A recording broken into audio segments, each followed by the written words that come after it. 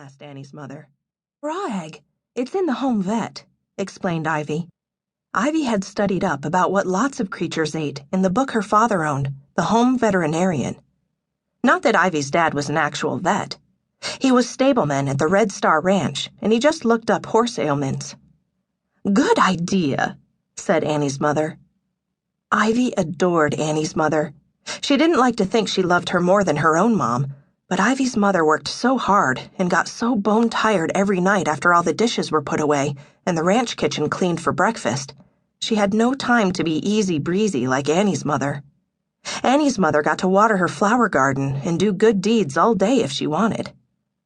Leave the turtle inside the petunia bed, honey. He can't get out. Come in the kitchen way, said Annie's mother. We'll get an egg and maybe some celery for that poor creature. Let me get you a new shirt.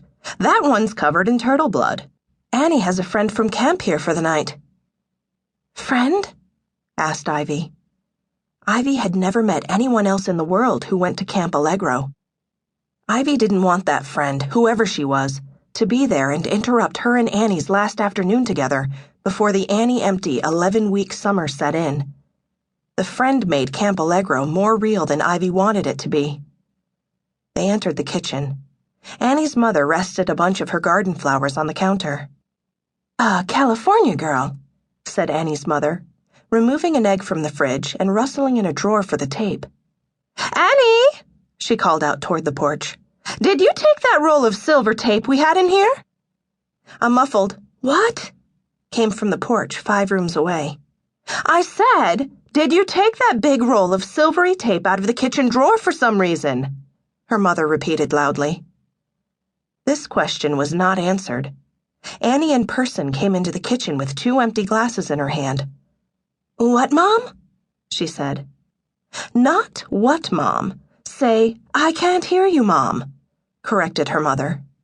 Where's that silver tape in the big fat roll, honey? Annie was followed by another girl, with tawny eyes and stylishly bobbed hair, sleek as a mink. Hey, Ive, said Annie. Meet my tent mate for the summer. She stopped off in Reno and spent the night. We're flying out in the morning together. Ivy forgot the tent mate's name the moment it was said. Was it Emily? Or Millie? Or Molly? She was concentrating on the amber-colored eyes and the slight smile that the tent mate-to-be had offered, and then suddenly withdrawn as she recoiled in horror at Ivy. What happened to your shirt? She said. Did you have an accident or something? Ivy looked down. Smears of turtle blood and gravel had wrecked the front of her blouse. Not that it was a very good blouse to begin with. I'm fine, Ivy struggled to explain. It's just, I found an injured desert tortoise by the side of the road, and I was trying to save him, and I guess he bled all over me. Annie and the tent mate had put on the short-sleeved polo shirts that the camp required its girls to wear. The shirts were blinding white, with the green Allegro crest on the breast pocket, and the shorts were green with the white A monogrammed on the hem. Annie took Ivy by the hand and led her to the porch, although Ivy knew the way perfectly. In the hall, Ivy nearly tripped over the 2 identical green duffel bags. They were labeled Camp Allegro, Crawford Notch, New Hampshire, and strapped up with canvas web belts, ready for their trip east.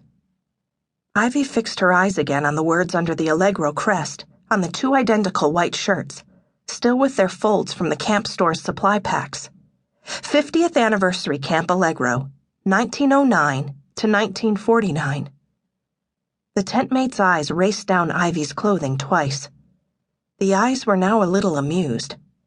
Ivy felt like a snail.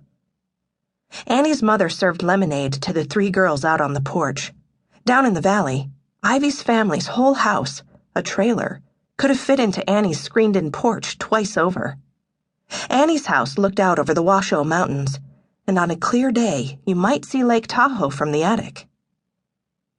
I know you are already fabulous pals, Annie's mother chirped. Did she know the chance of them all being pals was as likely as a snowball surviving on a griddle? Ivy wondered. The tent mate nattered on about last summer's scandal.